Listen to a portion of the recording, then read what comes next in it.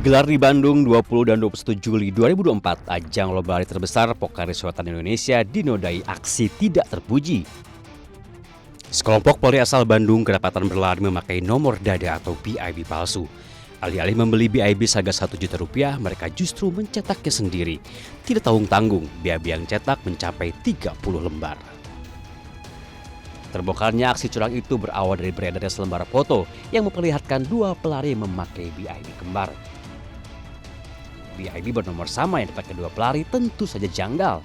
BIB tidak ubahnya seperti nomor KTP, satu nomor hanya untuk satu orang. Para pelari pun mendesak pihak Pocari Sweaten segera melakukan klarifikasi. Alih-alih memberikan tanggapan, mereka justru mengunggah berbagai konten di media sosial tentang kemeriahan dan keberhasilan acara tersebut. Akibat abai memberikan tanggapan, kasus kecurangan itu pun semakin ramai diperbincangkan di media sosial hingga menjadi headline di media massa. Setelah pembicaraan publik semakin memanas, akhirnya pada 26 Juli 2024, panitia baru memberikan tanggapan. Lewat akun media sosial, panitia mengklaim telah melakukan investigasi. Panitia juga mengaku telah menerima permintaan maaf dari para pelaku dan kasus pemalsuan BIB itu pun selesai secara damai. Keterangan yang diberikan panitia rupanya tidak memuaskan warganet, khususnya para pelari. Mereka menuntut pihak Pocari Sweaten mengumumkan hasil investigasi sekaligus meminta maaf atas kelalaian yang dilakukan. Kali ini pihak Pocari Sweaten bergerak cepat. 2 hari kemudian mereka mengundang para pelari untuk berdiskusi membahas kekisruhan di acara mereka. Terbongkarnya aksi pemalsuan BIB dan ramainya kasus tersebut di media sosial membuat citra Pocari Sweaten tercoreng dan babak belur. Gara-gara kasus pemalsuan BIB itu, Pocari Sweaten ikut terseret ke dalam lingkaran krisis. Krisis adalah ancaman serius bagi keberlangsungan organisasi, khususnya berkaitan dengan reputasi. Hal ini dijelaskan Timothy Combs dalam teori komunikasi krisis situasional atau SCCT. Combs menyebutkan dalam komunikasi krisis situasional terdapat 10 kategori respon krisis, di antaranya attack, the accuser, denial, scapegoat, accuse, dan justification. Respon selanjutnya adalah apology, compensation, remainder, incrimination, dan victimage.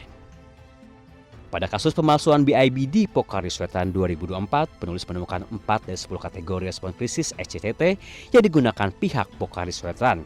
Respon itu diantaranya denial, reminder, justification, scapegoat, dan apology. Denial diartikan bahwa organisasi atau perusahaan merasa tidak memiliki masalah apapun dan menolak telah terjadinya krisis. Berdasarkan temuan penulis, pihak Pocari Sweaten tidak melakukan tindakan pengacuan. Sejak kasus kecurangan terungkap, mereka justru tidak langsung meresponnya. Jika ditelaah sesuai teori respon krisis SCCT, pihak Pocari Sweaten menolak terjadinya krisis pada acara mereka. Yang kedua adalah kategori reminder. Reminder adalah upaya yang dilakukan perusahaan untuk mengingatkan publik tentang karya atau kebaikan yang telah mereka lakukan. Dari pantauan penulis, alih-alih mendengar permintaan pelari untuk menyelesaikan kasus pemalsuan BIB, pihak Pocari Sweaten justru semakin aktif mengunggah berbagai konten tentang kemeriahan dan kesuksesan acara di akun media sosial mereka. Yang ketiga adalah kategori justification. Jika awalnya Pocari Sweaten menolak krisis atau denial, namun setelah kasus semakin gaduh, mereka langsung melakukan justification atau pembenaran. Justification merupakan strategi perusahaan dengan mengambil tanggung jawab untuk meminimalkan kerusakan.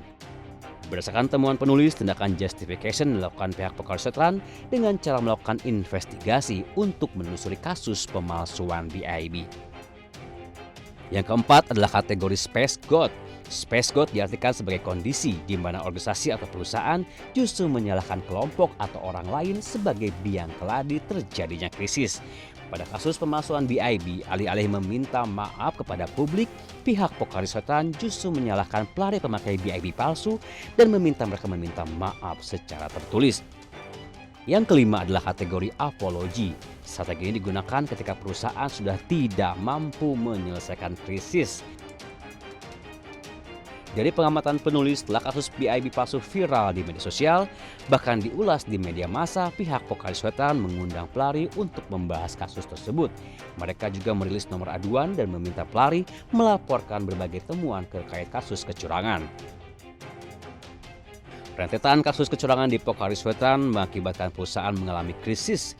Lambatnya tindakan yang mereka lakukan berimbas pada citra buruk dan munculnya sentimen negatif pada acara tersebut. Kurang tanggapnya Pokari Swetan menunjukkan lemahnya manajemen krisis pada perusahaan atau event organizer tersebut.